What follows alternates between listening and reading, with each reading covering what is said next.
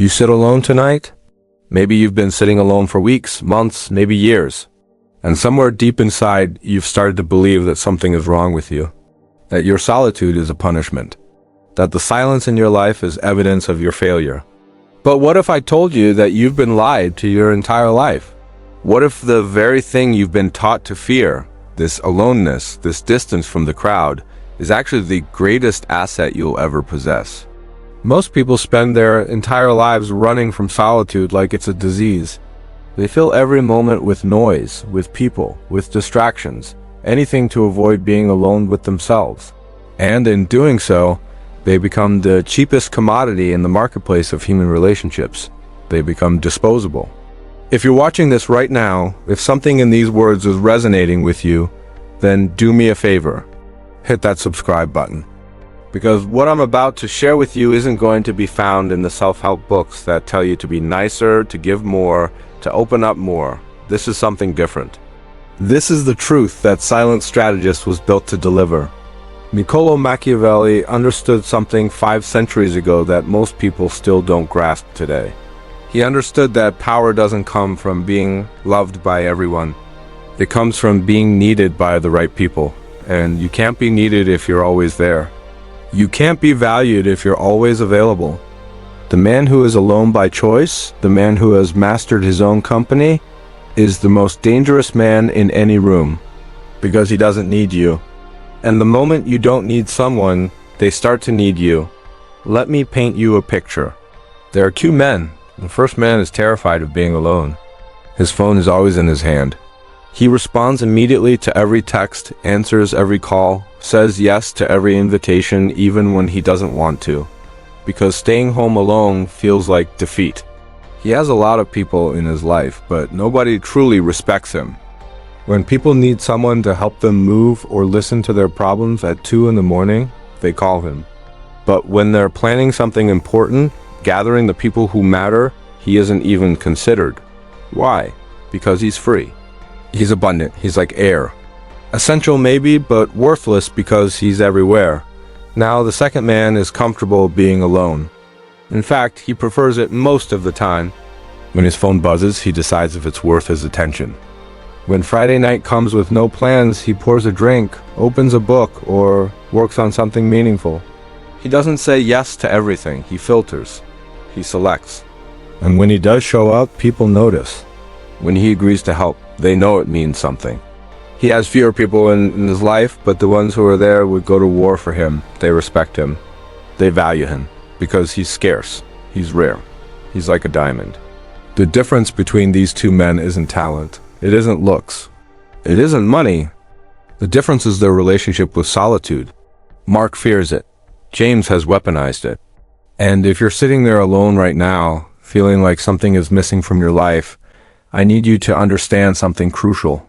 Your solitude isn't the problem. Your relationship with your solitude is the problem.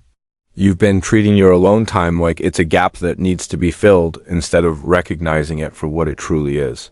It's a fortress. It's a power source. It's the thing that will make you invaluable. There's an economic principle that explains your entire social life, and most people never learn it. It's called the law of supply and demand.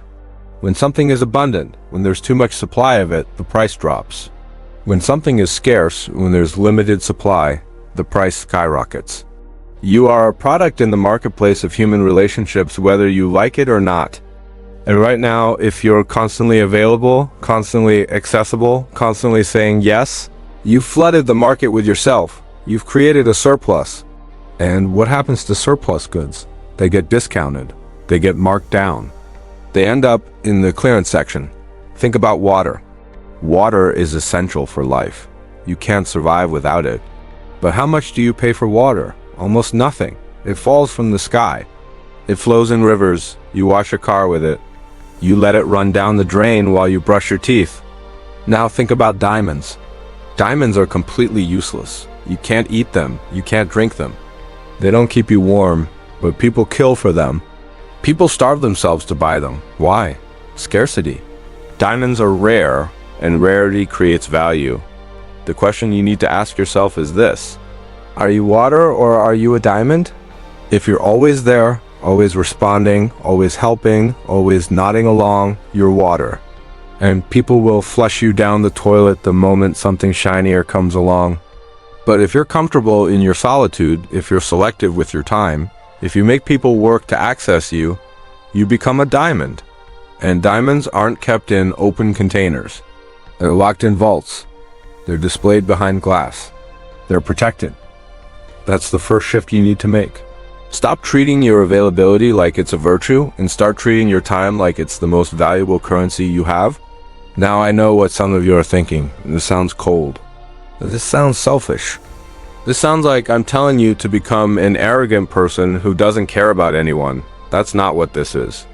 This isn't about being mean. This isn't about burning bridges or treating people badly. This is about understanding your value and refusing to give it away for free. Let me ask you something. When was the last time someone truly appreciated something you gave them when it cost you nothing? When you bend over backwards for people, when you drop everything to help them, when you sacrifice your own needs to meet theirs, do they thank you? Sure. Do they remember it a week later?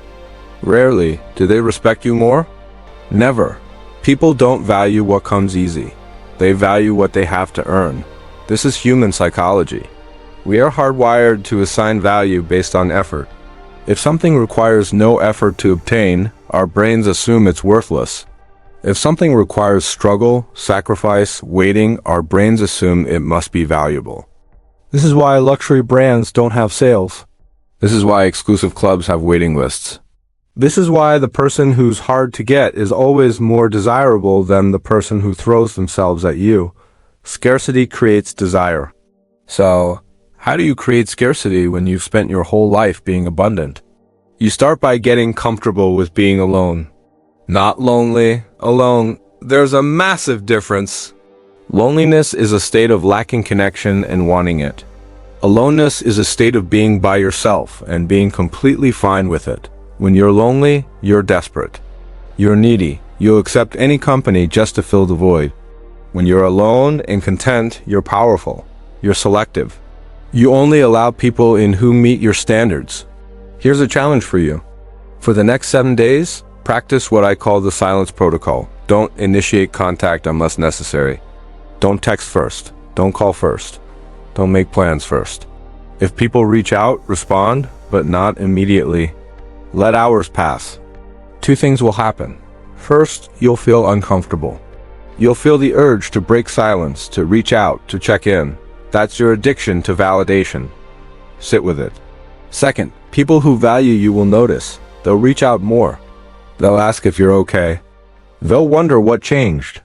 Machiavelli wrote something in The Prince that most people misunderstand. He said it's better to be feared than loved if you cannot be both. People interpret this as be a tyrant. That's not what he meant. What he meant was respect is more valuable than affection. Love is cheap. People love things all the time and then discard them. Fear, in the Machiavellian sense, isn't about terror. It's about reverence. It's about people knowing that you have standards, that you have boundaries, that you won't tolerate certain things, and that if they cross those lines, you're gone. That's power. When you're alone and you're comfortable with it, you signal to the world that you don't need anyone's approval. That's terrifying to people who are addicted to validation. But it's magnetic to people who understand value. The right people will see your solitude and think he must have something important going on. He must have a rich inner world. He must have standards. And those people, the ones who recognize value, they'll want access to you. They'll work for it. They'll earn it. And when they finally get it, they'll protect it. Let me tell you about the velvet rope principle. Have you ever walked past a high-end nightclub? There's always a line. There's always a bouncer. There's always that thick velvet rope blocking entry. Now walk past a regular bar. The door is wide open. Anyone can walk in. Which one do you respect more? Which one do you want to get into? The one with the rope? Why? Because exclusivity signals value. The rope tells you not everyone gets in. The rope tells you there's something worth protecting inside. Your life needs a velvet rope, not to keep everyone out, but to make sure that only the right people get in. And the only way to install that rope is to be comfortable being on the inside by yourself. If you're terrified of being alone, you'll let anyone in just to fill the space. All because the alternative, being alone, feels worse. But once you flip that script, once you realize that bad company is worse than no company, everything changes. I want you to think about the people in your life right now. How many of them actually add value to your existence? How many of them make you better, sharper, more focused? How many of them would you actually choose to spend time with if you weren't afraid of being alone? Be honest. If the answer is less than half, you need to start removing people. Not dramatically. Not with some big announcement, just quietly. Stop being available. Stop initiating. Stop investing energy into people who don't invest back. And yes, some of them will leave. Let them. That's the point. There's a concept in negotiation called the walk-away point. It's the moment where you're willing to walk away from the deal if your terms aren't met. The person who's willing to walk away has all the power. The person who needs the deal, who's desperate to close it, has none. In your relationships, romantic, professional, social, the same rule applies. If you're willing to walk away, if you're genuinely okay with being alone rather than accepting less than you deserve, you become the prize. People will meet your terms because they know you're not bluffing. But if you're desperate, if they can sense that you need them more than they need you, they'll lowball you every time. Here's the brutal truth. Most people don't leave bad situations because they're afraid of being alone. They stay in jobs that destroy their souls because unemployment feels scarier. They stay in relationships that make them miserable because being single feels like failure. They maintain friendships with people who don't respect them because having a full social calendar feels better than having an empty one. They're trading their long-term happiness for short-term comfort, and that trade is killing them slowly. If you're in this position right now, I need you to understand something. Your willingness to be alone is the only thing that will set you free. Let me give you a practical example. Let's say you're in a job where you're underpaid and undervalued. You've been there for years. You do more work than your coworkers. But when it comes to promotions and raises, you get passed over. Why? Because your boss knows you won't leave. You've never even threatened to leave. You've made yourself so available, so reliable, so consistent that you've become furniture. You're part of the building, and furniture doesn't get raises. Now imagine you walk into your boss's office tomorrow and you say this: I've been offered a position elsewhere that values my contributions significantly more than they're valued here. I'd prefer to stay, but only if we can have a serious conversation about my compensation and role. That's it. No anger, no ultimatums. Just a simple statement of fact. What do you think happens? If you're actually valuable, if you actually do the work you think you do, your boss will scramble. Because suddenly you're not furniture anymore. You're a scarce resource that might disappear. The same principle applies to every relationship in your life. If you've got this far and you're finding value in this, I need you to do something for me right now. Drop a comment below and tell me one boundary you're going to set this week. It doesn't have to be huge. It can be as simple as I'm not going to respond to texts after 9 p.m. or I'm going to say no to one thing I don't want to do. Write it down. Make it real. And while you're down there in the comments, hit that like button. It tells the algorithm that this message needs to reach more people who need to hear it. Share this with someone who's been giving too much and getting too little in return. Now let's talk about information. Information is currency. And like all currency, the more you give away, the less it's worth. The person who talks too much, who overshares, who tells their entire life story to anyone who will listen, that person has no leverage. They've given away all their cards. There's no mystery. There's nothing left to discover. And humans are hardwired to be curious about mysteries. We're obsessed with things we don't fully understand. When you're alone, when you're comfortable in your own company, you naturally become more mysterious.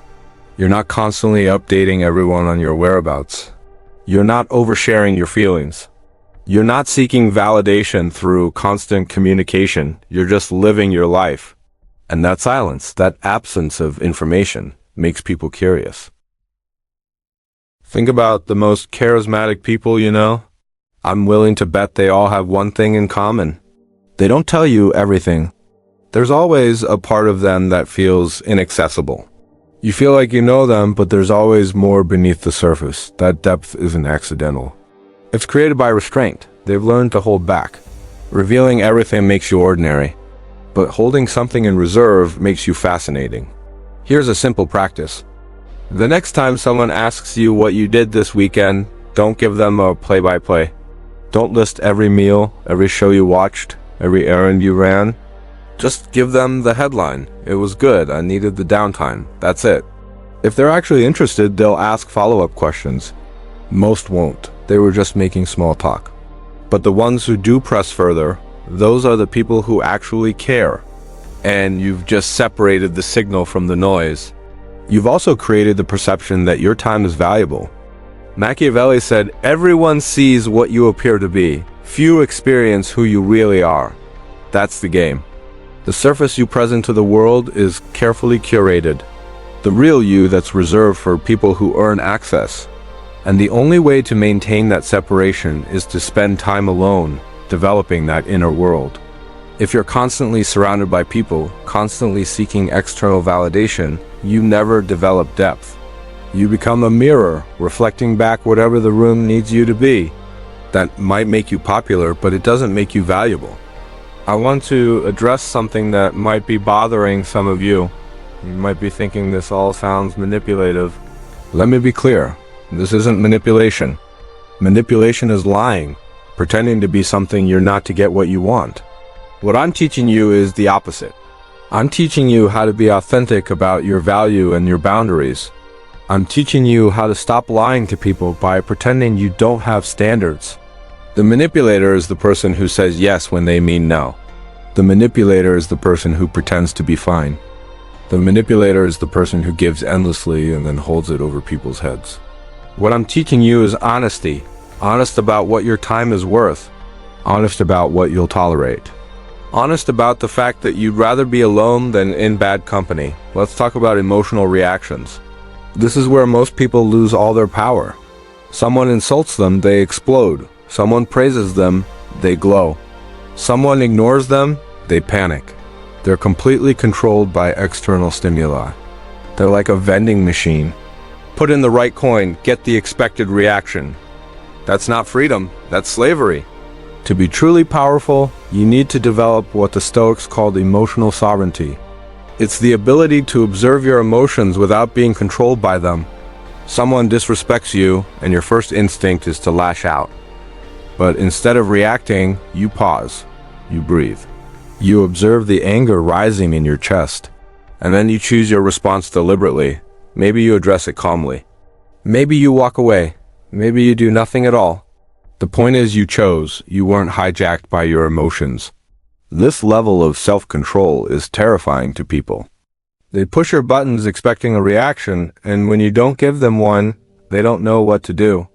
You've broken their script. You've taken their power away. And here's the thing.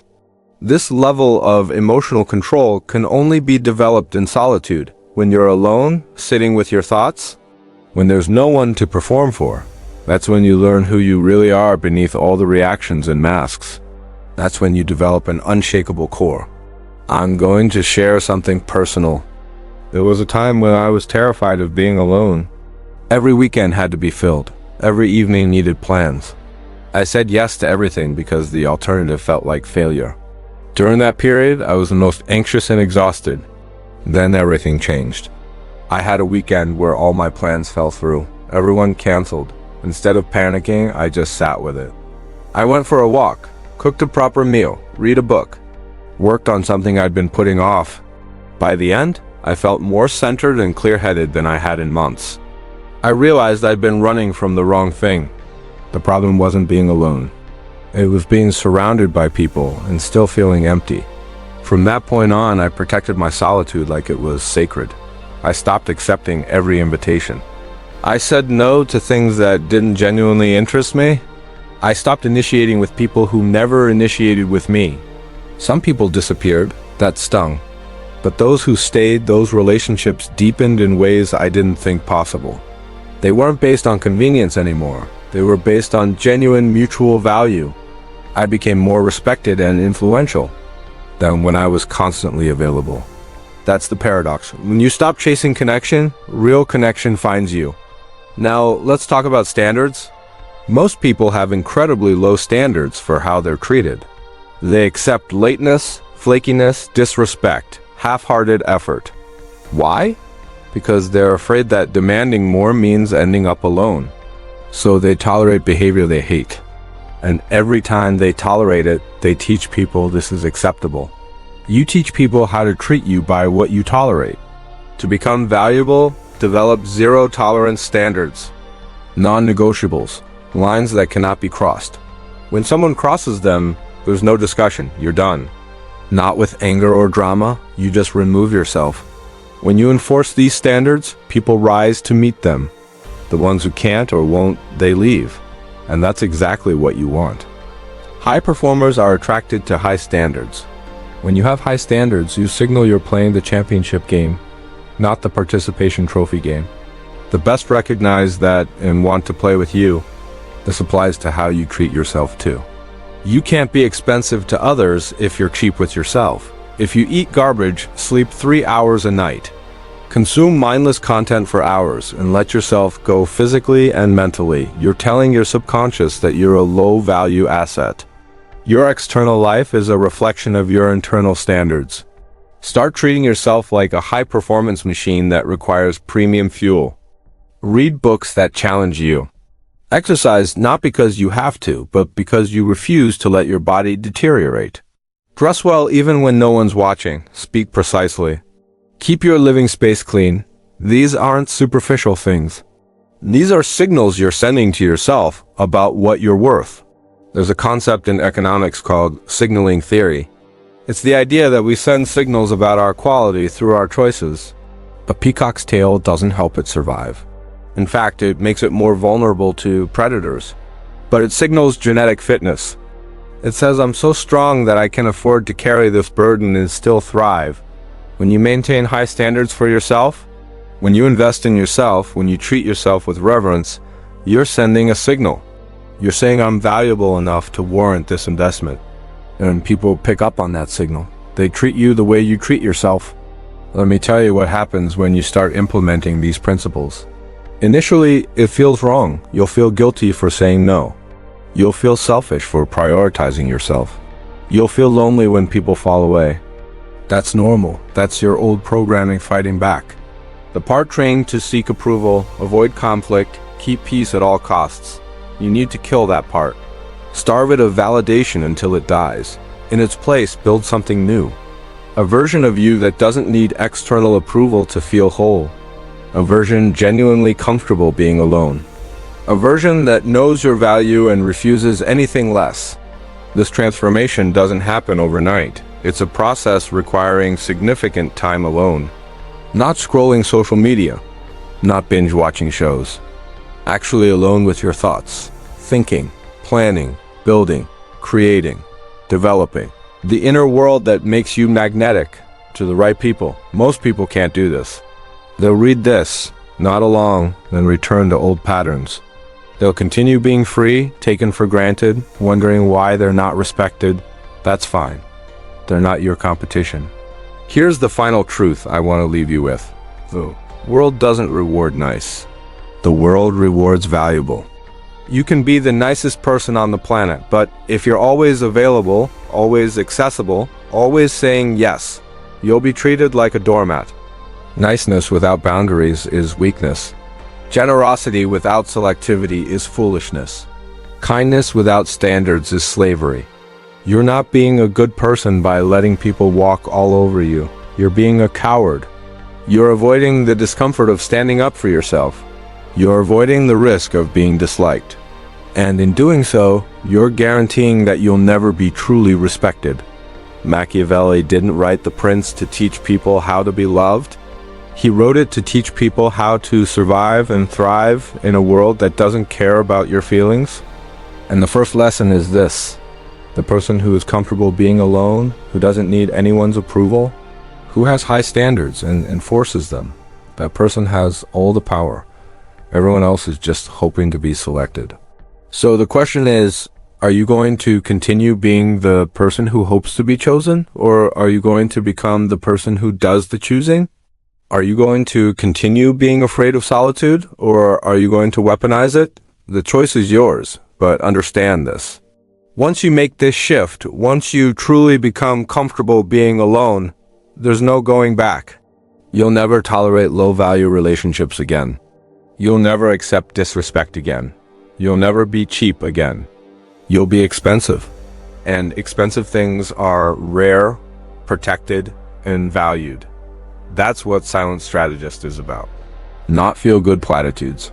Not empty motivation. The real strategies that separate the people who get used from the people who get respected. If you want more of this, you know what to do. Subscribe, turn on notifications, and start applying these principles today. Because your solitude isn't a weakness, it's your greatest weapon. Use it wisely.